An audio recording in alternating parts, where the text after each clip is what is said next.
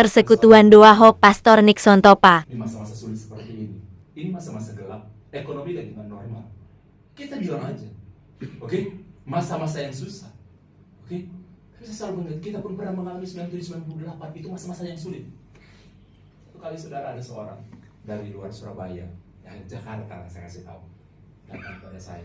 Mungkin kalau saya sebut nama orang ini, ada di antara saudara yang pernah mengenal nama orang ini. Oke?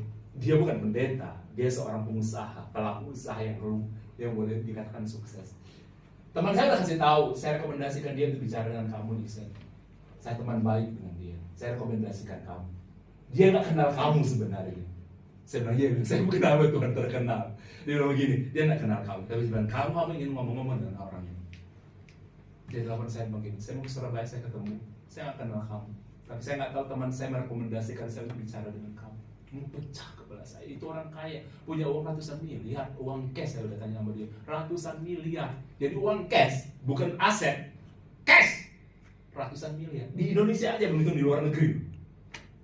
Ya, teman-teman, dia cerita apa yang dia alami. Saya tahu di situ ada begitu, saya udah bertemu dengan banyak orang seperti ini ya. Ada begitu banyak orang ingin jadi kaya raya, ingin punya uang banyak. Bahkan orang begini, rela menderita, nggak apa-apa menderita, banyak masalah, yang penting kaya. Belum tentu mental Anda kuat.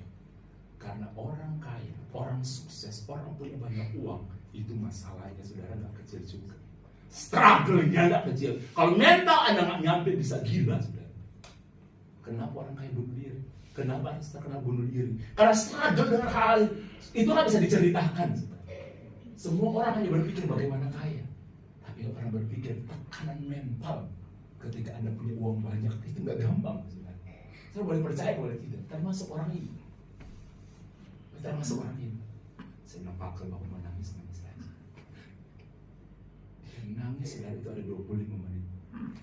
Nangis aja. Saya bilang, Pak, saya bukan konselor yang hebat. Saya nggak bisa mencarikan jalan keluar untuk bisnis Bapak dan masalah Bapak. Saya nggak bisa. Saya bukan bisnis, tapi saya janji, Pak, saya bawa Bapak sama Yesus. Saya tidak akan punya banyak nasihat, tips, tak ada.